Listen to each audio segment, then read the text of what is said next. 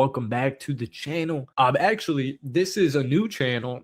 It's actually an old channel revamped for this new channel. And if you're watching this, you stumbled upon this video. So thank you for watching. I don't know what the future holds for this channel, but we're kicking it off with this because I always wanted to make videos just more of a casual kickback style. And I've got this camera, and there's always like one issue with every video I make. So let's work out the kinks on this channel and talk about some stuff you wouldn't see over on Will Upton. And we're talking about essentially Matt Laflur and what's next for the Green Bay Packers, because as many of you guys know, or if you don't know, I'm a Green Bay Packers fan. I'm from Chicagoland area.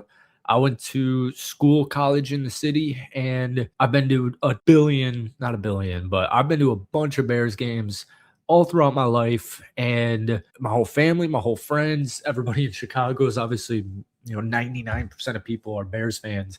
And so for the first time there have been some moments, it almost happened in 2010 when the Packers went to the Super Bowl, but Caleb Haney had to step in for Jay Cutler in the conference championship game. 2018, off the top of my head, the Bears went, I believe, like 12-4, and that was the double doink Cody Parkey season. So the Bears have had, and then like 06 or 05, whatever.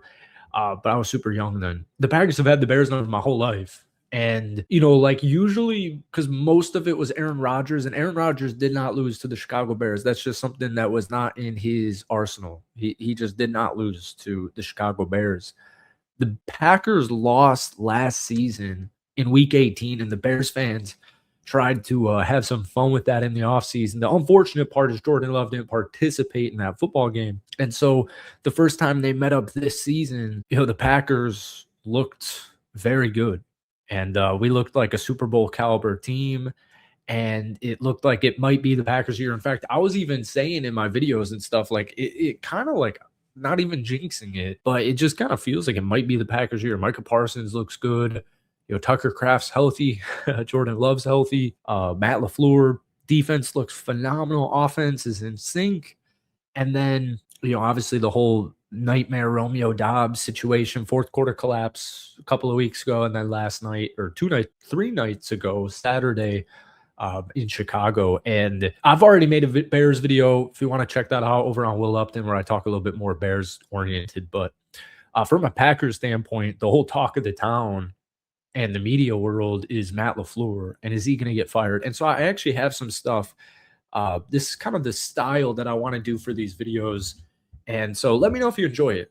If this channel, I don't even think has 40 subs. So hit the sub button if you haven't, because let's shoot for our first milestone of 100 subs by the end of the week. But it's the off season, and I want to just try more unique, laid back videos. There's so much editing in YouTube now, and there's so much clickbait and all that stuff that I want to try. I already mentioned this, but I want to try the casual, chill kickback. And I don't know if this channel is going to be just NFL. I don't even know, because I feel like a lot of the people who watch this channel are subscribed to it aren't even really necessarily Will Upton watchers. So it's probably super confusing for the first couple of videos. Matt Lafleur ranks 11th in winning percentage at 654 among 113 NFL coaches with at least 100 regular season games. That's better than the win rates of 20 Hall of Fame coaches on that list, including Bill Belichick. Matt LaFleur's teams have made the playoffs 6 times, with NFC title game appearances in each of his first 2 seasons, 2 divisional round losses in his next 2 trips, and 2 wild card losses in each of the last 2 years. And this was, I really hated this statistic, but this kind of summarizes it. LaFleur is 2-3 in the playoffs as a betting favorite, tied for the worst win rate among 19 coaches with at least 5 games in this century. So the talk of the town is obviously Matt LaFleur, and should he be fired? Are the Packers going to fire him? Even if they do or don't, should they fire him? Matt LaFleur in the second half of football games, when Matt LaFleur has the lead, he tends to get very soft. And a lot of Packers fans are a little bit wary of the current situation within Green Bay because, first off, you're not this huge market team. Like, the Green Bay is a build through the draft squad. The last 2 years, and even like I'll even loop in the Micah Parsons trade, even though that wasn't free agency.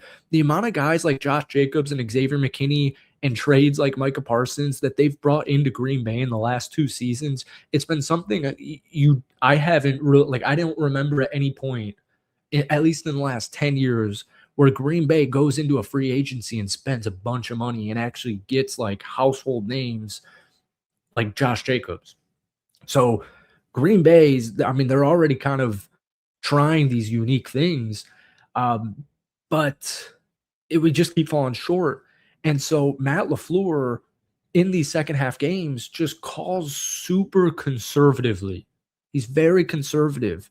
And then you'll also see, like, on Saturday, the Packers punted 4 straight times in the second half. They got 1 first down in those 4 possessions, and it was horrible play calling. But then you'll see, like, at the end of the football game, the reason the Bears even had an opportunity to come back, Jordan Love, and they're calling 30-yard plays. They're calling 20-yard corners. So the game management's confusing. But to his credit, the first half of football games are more so coaching, and the second half is more so the players. So Matt LaFleur and the Packers, like, he clearly outcoached Ben Johnson in the first half. And then Caleb and, their defense picked up in the second. So my point is Matt LaFleur is a great head coach. He's a really good head coach. Is he a great head coach? I mean, that's a whole can of worms. But Packers fans were a little bit wary of this situation because we won 1 Super Bowl with Brett Favre. You won 1 Super Bowl with Aaron Rodgers.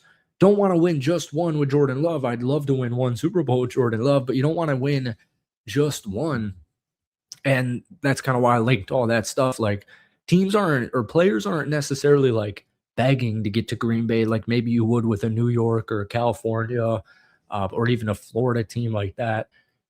It's Green Bay, Wisconsin. I've been, I think, twice in my life, and super small. It's not for everybody. So my issue with firing Matt is I don't know who the adjustment would be. I don't know why they would just fire Matt LaFleur and then, best case scenario is you hire Harbaugh.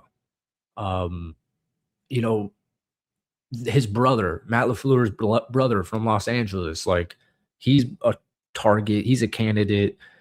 I'd only really want to go offense. The Packers might even lose Jeff Hafley here, the defensive coordinator, to a head coaching gig. Although I think Green Bay is going to be able to hold on to Jeff Hafley because of the last 5 game and the losing streak and what the numbers look like without Micah Parsons. I'm thinking Hafley will stay another season because the defense looked horrible in the final month of the season.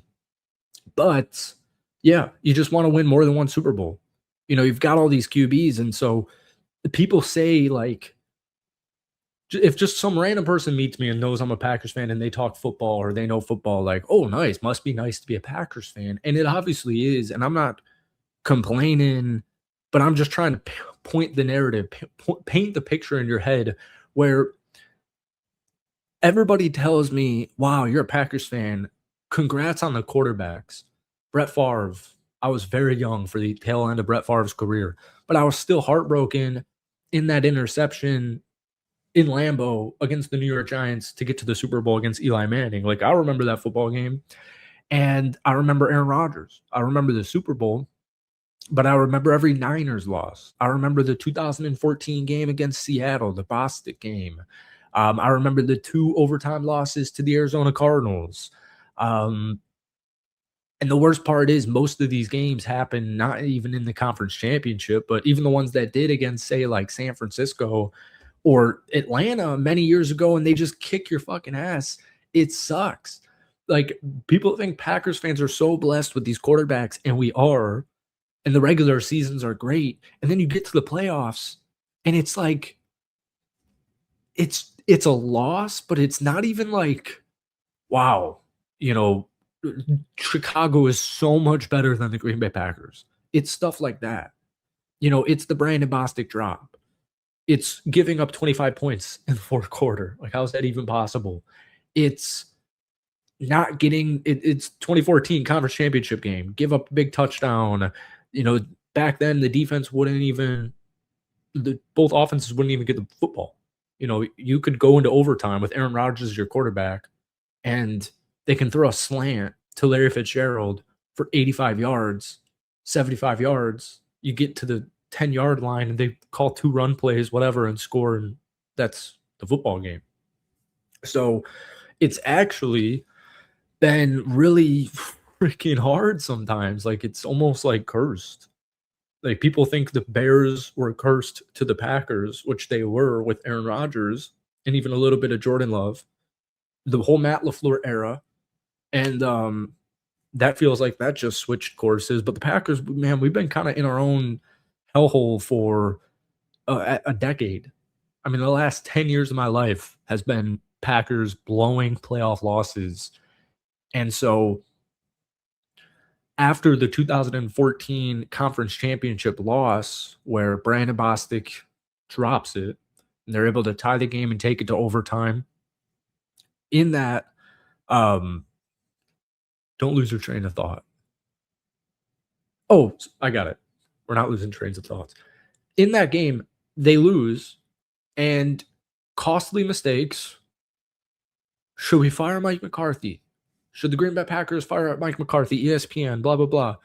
They don't fire Mike McCarthy. And then the Packers waste, what was it, 3 years of Aaron Rodgers' career. And then they finally fire Mike McCarthy. So that's kind of the wariness.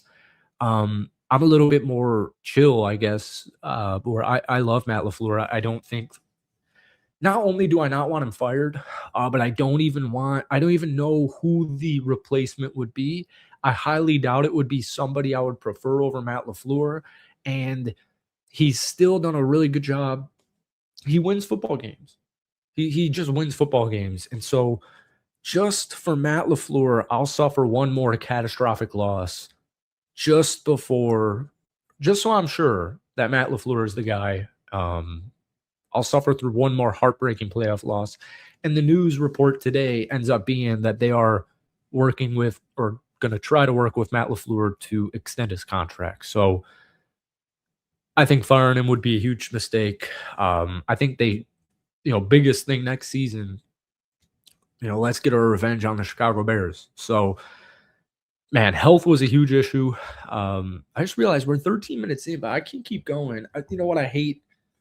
I need to figure out this camera. I hate the lighting in all these videos I make of my face. I also have to look. So my laptop's right here. I have to look up here. Don't really do that too much. And it throws you off by the lighting. I can never get the lighting. If I sit back here, the lighting looks good. For example, this shirt, the color of this shirt is not what it looks like. It's way darker than what I see right here. So it throws me off. But anyways, back to some Packers talk. This isn't Matt Lafleur related, but Zach Tom, Tucker Kraft, Micah Parsons, Jordan Love for a couple of games. The whole Josh Jacobs, like, second half of the regular season, the dude was injured, banged up, playing on one knee the whole season. Christian Watson, I don't think Green Bay is going to bring Romeo Doubs back next season. And I do think Matthew Golden's playoff game, where I've got the stats right here, Matthew Golden, 4 catches, 84 yards, and that touchdown we've all been waiting for. I think it's very clear, Romeo or no Romeo, that Matthew Golden was severely underutilized this season, and that's a huge mistake. Romeo, he's the best wide receiver in Green Bay, and he's always been the most reliable wide receiver for me as a fan watching the Green Bay Packers. That onside fumble a couple of weeks ago in Chicago that lost the game, that might have ruined it for me, to be honest with you. I don't really know if I trust Romeo Doubs the same way. So they might not give him another contract, and they might run with Christian Watson, Jaden Reed, Matthew Golden, and then you've also got Dontavian Wicks and Savion Williams. And I feel like I may be even missing one more, but yeah, that's going to be it for today. I'm just kind of rambling about random Packer players, so we'll end it here. But folks, I hope you enjoyed it. Hit that like button, hit that sub button. If you like this style of content, let me know down below. We're gonna be ripping it all the time. I don't think per se it's all gonna be tailored specifically to the National Football League. Um, but I have no idea what's gonna happen. I just like making these types of videos. So thank you for watching, and let me know what you think about Matt Lafleur and the Green Bay Packers down below.